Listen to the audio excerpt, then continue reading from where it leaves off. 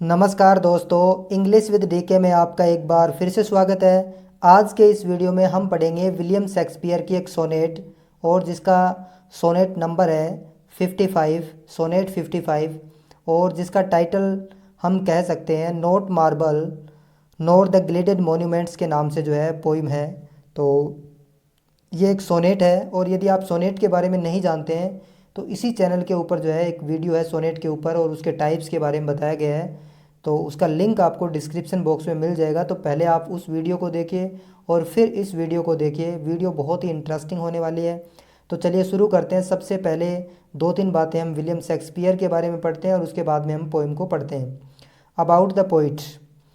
अप्रैल 1564 को William Shakespeare का birth हुआ था। 23 अप्रैल 1616 को जो है इनकी डेथ हुई थी। ये इंग्लिश प्ले राइट थे, जाने माने जो है वो प्ले राइट थे, पोइट, एक्टर। और यदि हम इनका एरा की बात करें, कौन से एरा से ये बिलोंग करते हैं, तो एलिजाबेथन और जैकोबियन एज जो है वो दोनों एरों से इनका संबंध है। मूवमेंट की बात करें तो ये इंग्लिश रेनेसा पीरियड जो है इनसे इनका संबंध जो है, विलियम शेक्सपियर का संबंध जो है वो रहा है। तो अब हम देखते हैं इस पोएम की थीम के बारे में। तो इस पोएम की जो थीम है वो इमोर्टैलिटी है, यानी अमरता की बात जो है वो पोइट इसमें करते हैं। इसके अलावा वो पावर ऑफ पोइट्री को डिस्कस करते हैं। किसी भी चीज़ से ज़्यादा जो है वो पोइट्री को इसके अंदर पावरफुल बताया गया है कि पोइट्री जो है वो बाकी चीज़ों की तुलना में, मोन्यूमेंट्स की तुलना में, स्मारकों की तुलना में या बाकी किसी चीज़ से भी ज़्यादा ताकतवर होती है, वो पावरफुल होती है। Not marble, nor the glided monuments of princes shall outlive these powerful rhymes। तो पोइट यहाँ बताते हैं कि ना ही तो वो मार्बल्स जो कीमती पत्थर होते हैं और ना ही वो सोने की परत चढ़े हुए स्मारक जिनको कि बड़े बड़े राजाओं के द्वारा, बड़े बड़े प्रिंसेस के द्वारा बनाया जाता है, और वो इसलिए बनाए जाते हैं उन मूर्तियों को, पत्थर की मूर्तियों को, ताकि वो अपने आप को इमोर्टल साबित कर सकें, यानी अपने आप को अमर बना सकें। उन अमर बनाने के लिए जो ये चीज़ें बनाई जाती है उनसे ही ज़्यादा ये जो पावरफुल राइम जो है, ये शक्तिशाली पोइम जो है, ये उन मोन्यूमेंट से, उन स्मारकों से भी ज़्यादा जिंदा रहेगी जिनको कि बड़े बड़े राजाओं के द्वारा बनाया गया है। But you shall shine more bright in these contents. लेकिन तुम, ये यू जो है ये फेयर यूथ के लिए है, लेकिन तुम जो है इस कविता की कंटेंट के अंदर, इनकी लाइनों के अंदर तुम जो है समय के साथ तुम्हारी साइन जो है वो और ज़्यादा ब्राइट होगी, तुम और ज़्यादा चमकोगे देन बजाय के अनस्वेप्ट स्टोन बिस्मेयर्ड विथ स्लटिस टाइम।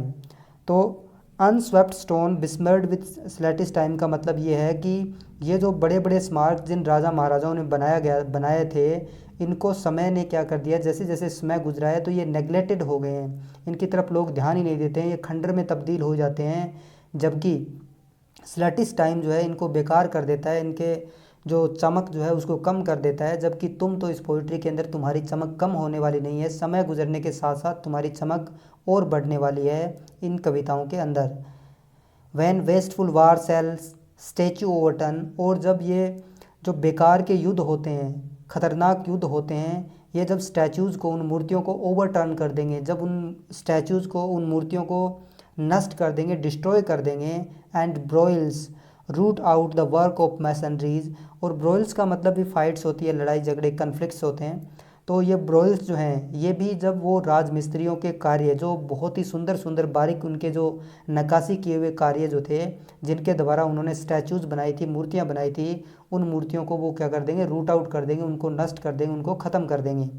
लेकिन नोर मार्स, मार्स जो रोमन गॉड ऑफ वार है, उसकी तलवार सोवर्ड, और nor wars quick fire shall burn, कि ना ही तो मार्स की तलवार और ना ही जो युद्ध की तेज़ी से फैलने वाली आग जो है वो तुम्हें जला पाएगी। कोई भी चीज़ तुम्हें जो है वो नष्ट नहीं कर पाएगी, कोई भी चीज़ तुम्हें तुम्हारे वैभव को कम नहीं कर पाएगी। The living record of your memory, कि तुम्हारे जो मेमोरी का जो जिंदा रिकॉर्ड है, यानी तुम्हारी जो पोइम जो लिखी गई है, जो पोइट्री जो लिखी गई है, उसकी खूबसूरती को कोई कम नहीं कर पाएगा। समय के साथ इस पोइट्री के अंदर तुम्हारा निखार और बढ़ता जाएगा। और ये बात सही भी है कि जैसे जैसे हम पोइम पढ़ते हैं तो इसके और अंदर की जो बातें निकल करके आती है। तो पोइट का कहने का मतलब है कि उस फेयर यूथ का जो निखार है, उनकी जो ब्यूटी है, वो पोइट्री के अंदर समय के साथ और बढ़ती रहेगी, किसी भी कीमत पर ये कम होने वाली नहीं है। Against death and all oblivious enmity shall you pace forth. Against यानी विपरीत, विरुद्ध, कि इस उस डेथ के खिलाफ, या फिर ऑल ऑब्वियस इनमिटी का मतलब होता है कि बेखबर शत्रुता जो है, यानी यहाँ पर ये शब्द जो टाइम के लिए है कि जो अदृश्य शत्रु एक प्रकार से जो टाइम जो है वो भी और मृत्यु जो है उनके खिलाफ तुम हमेशा आगे बढ़ते रहोगे, यानी वो भी तुम्हारे इस वैभव को, तुम्हारी इस चमक को फीका नहीं कर सकते, समय तुम्हें हरा नहीं सकता, जबकि तुम अपनी गति से आगे बढ़ते जाओगे। Your praise self still find rooms, और तुम्हारी प्रशंसाएं जो है वो जगह बना लेंगी even in the eyes of the posterity. Posterity होती है नेक्स्ट जनरेशन, कि आने वाली जो पीढ़ियां जो हैं, आने वाली जनरेशन जो है उनकी आंखों में तुम्हारी प्रशंसा जो है अपनी जगह बना लेगी, आने वाली पीढ़ियां तुम्हारी प्रशंसा करेगी। That we are this world out of the ending doom, और ये प्रशंसा का भाव, ये तुम्हारी खूबसूरती जो है वो ये संसार तब तक धारण करेगा, तब तक वो इसको लेके चलेगा, तब तक वो प्रशंसा करता रहेगा जब तक कि डूम, लास्ट डे ऑफ, जो डूम का मतलब जो कयामत का दिन या अंतिम दिन जो है, जिस दिन पृथ्वी नष्ट होने वाली है, उस दिन तक जब तक हम नहीं पहुंच जाते, एंडिंग डूम तक नहीं पहुंच जाते, तब तक लोग तुम्हारी प्रशंसा करते रहेंगे, तुम्हारा वैभव जो है वो बढ़ता जाएगा, कभी भी कम नहीं होगा। सो इसलिए till the judgment that yourself right, और उस दिन तक, जजमेंट डे जो है वो क्रिश्चियनिटी के अंदर वो दिन होता है जब सारे लोग मरने के बाद जब गॉड के पास जाते हैं और गॉड उनको जजमेंट सुनाता है, और वो सुनाते हैं, और फिर जो है वो उनका पुनर्जन्म जब होता है, तो जब तक तुम अपने आप को राइज करोगे जजमेंट डे के बाद में, जब तुम पुनर्जीवित होगे, तब तक जो है ये तुम्हारा वैभव इस पोइट्री के अंदर, तुम्हारे गुणगान जो है वो लोग गाते रहेंगे, तुम्हें अपने हृदय में बसा के रखेंगे। यू लिव इन दिस, तुम इसके अंदर जिंदा रहोगे, यानी तुम इस पोइम के अंदर जिंदा रहोगे। And dwell in lovers eyes, और ड्वेल का मतलब निवास करना होता है, और तुम प्रेमियों की आंखों में उनके आंख के तारे बनकर निवास करोगे। फिगर ऑफ स्पीच, तो इसमें पोइम के अंदर एलिट्रेशन का उपयोग कहाँ कहाँ हुआ है देखते हैं। But you shall shine, shall और साइन जो है इसमें एलिट्रेशन का प्रयोग है। इसके अलावा वैन वेस्टफुल वार, तो इसके अंदर भी आपका जो है वो डब्लू जो साउंड है वो रिपीट हो रही है। सेल स्टैचू ओवरटर्न, सेल और स्टैचू के अंदर भी एस एस जो है वो रिपीट हो रहा है, तो इसमें ये आपका एलिट्रेशन का एग्जाम्पल हो गया।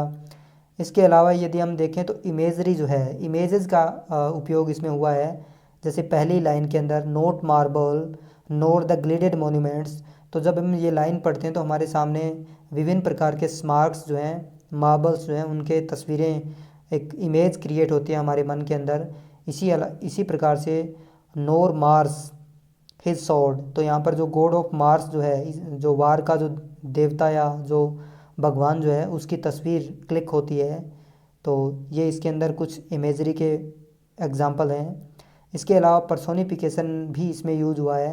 When wasteful war shall statue overturn, कि स्टैचू, मूर्तियों को ओवरटर्न करने का काम जो ह्यूमन बींग्स का होता है, तो यहाँ पर युद्ध जो है वो स्टैचू ओवरटर्न कर रहा है, जबकि युद्ध में तो जो सैनिक होते हैं वो ऐसा काम करते हैं, तो युद्ध को जो है वो ह्यूमन क्वालिटी दे दी गई है। इसके अलावा एंड ब्रोइल्स, ब्रोइल्स भी कन्फ्लिक्ट होते हैं, झगड़े होते हैं, लड़ाई होती है, तो वो क्या कर देगा, वो मैसनरी के जो वर्क जो हैं, राजमिस्त्री के जो कार्य हैं, उनको रूट आउट कर देगा, उनको जड़ से उखाड़ फेंकेगा। तो जड़ से उखाड़ फेंकने का काम भी जो है ये भी ह्यूमन बींग्स का ही काम है, तो इसमें भी पर्सोनिफिकेशन का यूज़ किया गया है। तो इसके साथ ही ये हमारी पोइम समाप्त होती है। मिलते हैं किसी नेक्स्ट वीडियो में, तब तक के लिए धन्यवाद।